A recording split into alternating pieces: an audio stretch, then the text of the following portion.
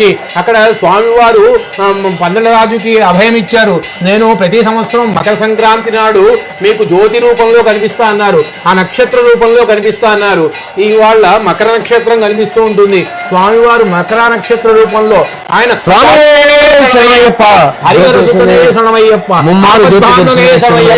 ముమ్మారు చూడండి, ఆ నక్షత్ర సమూహంలో స్వామివారు నక్షత్ర రూపంలో దర్శనమిస్తూ ఉంటారు. ఆయన జన్మ నక్షత్రం ఉత్తరా నక్షత్రం, ఆ ఉత్తరా నక్షత్ర రూపంలో స్వామివారు ముమ్మారు జ్యోతి స్వరూపంలో ఇచ్చారు. చూడండి, అందరూ ఎంతో ఆనందంతో లోపల నుంచి వచ్చి ఆ శంఖంలో నీళ్లు అందరి మీద చల్లుతున్నారు, ప్రోక్షణ చేస్తున్నారు. ఆ శంఖంలో నీళ్లు, ఆ నీళ్లు పడంగానే అందరి శరీరంలో ఒక అద్భుతమైన ఆనందం పొందుతూ ఉంటుంది. స్వామి గారు ఉత్తేజం వస్తుంది.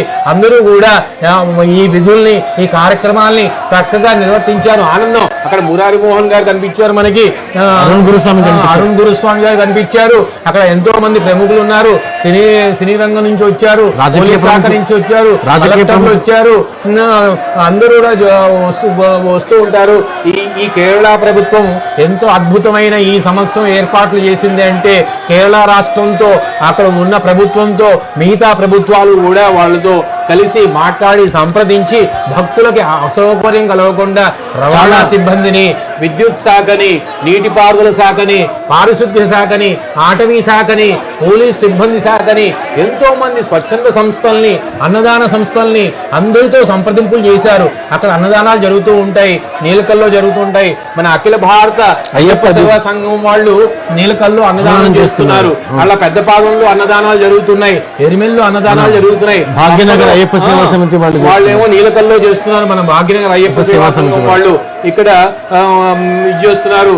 ఎంతో మంది ఈ రాజకీయ నాయకుల్లో కూడా ఎంతో మంది అయ్యప్ప మాల వేసుకుంటారు. దేవుడు అంటే ఎవరికి ఇష్టం ఉండదండి? గురుస్వామి గారు ప్రతి ఒక్కరికి దేవుడు అంటే ఇష్టం ఉంటుంది.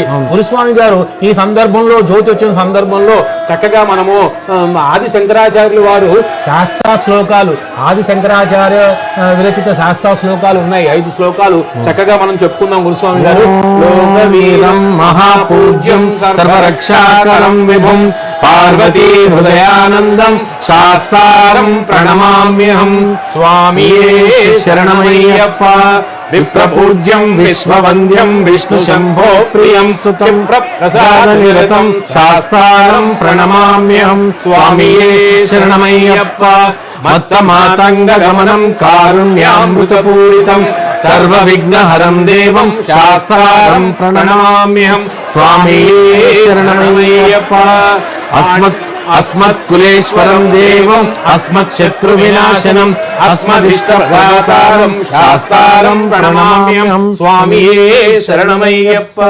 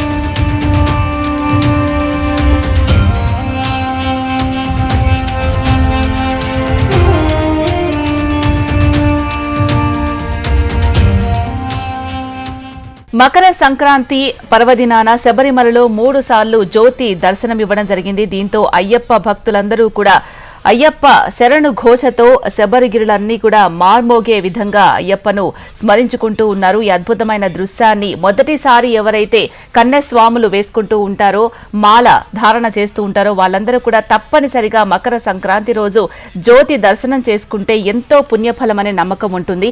అలాగే ప్రతిసారి కూడా మాల ధారణ చేసే వాళ్ళందరూ కూడా తప్పకుండా ఒక్కసారైనా చూడాలి అని అనుకుంటూ ఉంటారు. చాలా రద్దీ ఉన్నా కూడా, పట్టనంత జనం ఉన్నా కూడా శబరిమల కేవలం ఆ ఒక్క క్షణమైనా కూడా ఆ జ్యోతి దర్శనం చేసుకోవాలి అని చెప్పేసి ఎన్నో వెయ్య ప్రయాసాలు కోర్చి కొన్ని కిలోమీటర్ల వరకు నడిచి వచ్చి ఎప్పుడైతే జ్యోతి దర్శనం చేసుకుంటారో ఆ బాధ అంతా కూడా, ఆ నొప్పులన్నీ కూడా పటాపంచలైపోతాయని, అలా అంతేకాకుండా ఆ స్వామి జ్యోతి రూపంలో దర్శనం ఇవ్వడంతో ఎంతో పుణ్యం ఫలం ఉంటే తప్ప ఇది జరగదు అని చెప్పేసి శబరిమలలో జ్యోతి దర్శనం చేసుకునే అయ్యప్ప స్వాములందరూ కూడా నమ్ముతూ ఉంటారు. మరి మకర సంక్రాంతి రోజున కొద్దిసేపటి క్రితం జ్యోతి దర్శనం జరిగింది. 3 సార్లు జ్యోతిని దర్శింపచేశారు అక్కడున్న వాళ్ళందరూ కూడా. దీంతో అయ్యప్ప భక్తులందరూ కూడా తన్మయత్వానికి గురయ్యారు.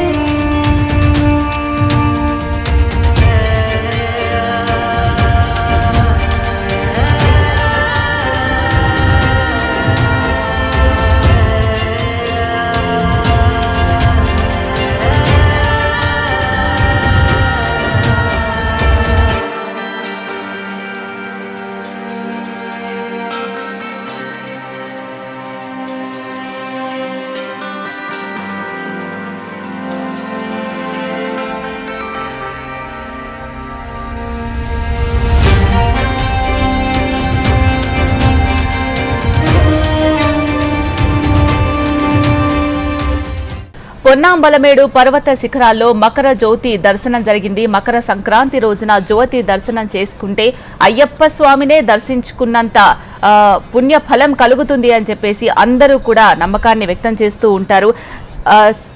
అయ్యప్ప స్వామి మాలధారణ చేసిన వాళ్లే కాదు, ప్రతి ఒక్కరూ కూడా మకర సంక్రాంతి రోజున అక్కడికి వెళ్లి చూడాలి అని అనుకునే వాళ్ళందరూ కూడా ఆ అద్భుతమైన అవకాశం దక్కదు. కాబట్టి ఈ మాధ్యమాల్లో అయినా సోషల్ మీడియాలో అయినా చూసి తరించాలని 1000 కళ్ళతో వెయిట్ చేస్తూ ఉంటారు. వాళ్ళందరికీ కూడా కొద్దిసేపటి క్రితమే స్వామి దర్శనం జ్యోతి రూపంలో జరిగింది. దీంతో శబరిగిరులన్నీ కూడా అయ్యప్ప శరణు ఘోషతో మారుమోగుతూ ఉన్నాయి. జీవితంలో ఒక్కసారైనా కూడా మాలధారణ చేసిన ప్రతి ఒక్కరూ కూడా అక్కడికి వెళ్లి దర్శించుకోవాలి, జ్యోతిని కనులారా స్వయంగా చూడాలి అని ఆశపడుతూ ఉంటారు. కొంతమంది అనివార్య కారణాల వల్ల దర్శనం జరగకపోవచ్చు. అయితే ఎప్పుడైతే అయ్యప్ప స్వామి మాల వేసుకొని ఆ 41 రోజులు కూడా కఠినమైన దీక్ష చేస్తారో ఇది మామూలు విషయం కాదండి. సాధారణ జీవితాన్ని గడిపే ప్రతి ఒక్కరూ కూడా 41 రోజులు శబరిమల అయ్యప్ప స్వామి మాల వేసుకుంటూ ఉంటారు. అది చాలా కఠినమైన దీక్ష. అంత కఠినమైన దీక్షను చేసి స్వామి వారిని దర్శనం చేసుకోవాలి అని చెప్పేసి కొన్ని కిలోమీటర్ల వరకు పాదయాత్ర చేస్తారు. చెప్పులు లేకుండా విపరీతమైన చలిలో, వస్త్రాలు కూడా సగమే ఉంటాయి కాబట్టి విపరీతమైన చలిలో కూడా అయ్యప్ప మాలను ధరించుకొని అన్ని కొండలు గుట్టలు దాటుకుంటూ నడిచి వెళ్ళి స్వామివారిని దర్శించుకోవాలి అని పరితపిస్తూ ఉంటారు. ఆ స్వామివారి దర్శనం అయిన తర్వాత తప్పకుండా మకర సంక్రాంతి రోజున జరిగే జ్యోతి దర్శనం చేసుకుంటే అప్పటి వరకు వాళ్ళు పడిన ప్రయాస అంతా కూడా, అప్పటి వరకు వాళ్ళు పడిన బాధ అంతా కూడా, 41 రోజుల పాటు చేసిన కఠినమైన దీక్ష అంతా కూడా మరిచిపోయి తన్మయత్వానికి గురవుతారు. ఒక ఆధ్యాత్మిక ఆనందాన్ని పొందుతూ ఉంటారు. ఆ దర్శనం ఇవాళ మకర జ్యోతి దర్శనం మకర సంక్రాంతి రోజున జరగడంతో అయ్యప్ప గిరులన్నీ కూడా శరణు ఘోషతో మారుమోగుతూ ఉన్నాయి. అయ్యప్ప స్వామి భక్తులందరూ కూడా అక్కడున్న వాళ్ళు మాత్రమే కాదు, భారతదేశంలో ఉన్న వాళ్ళందరూ కూడా ఆ దృశ్యాన్ని చూసి చాలా తన్మయత్వానికి లోనవుతూ ఉన్నారు. ఎన్నో జన్మల పుణ్యఫలం ఉంటేనే ఈ అదృష్టం దక్కుతుంది అని నమ్ముతూ ఉంటారు.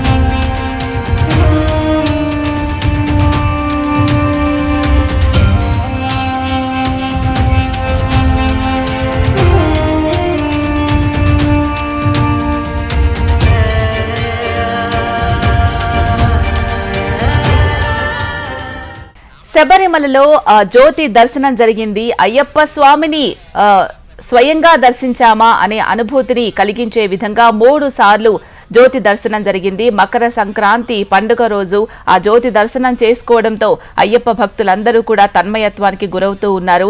ఎప్పుడైతే జ్యోతి దర్శనం జరిగిందో అప్పుడంతా కూడా అయ్యప్ప స్వామికి స్మరించుకుంటూ అయ్యప్ప నామ స్మరణతో శబరిగిరులన్నీ కూడా మారుమోగే విధంగా అయ్యప్ప స్వామి భక్తులందరూ కూడా ఆయన తలుస్తూ ఉన్నారు.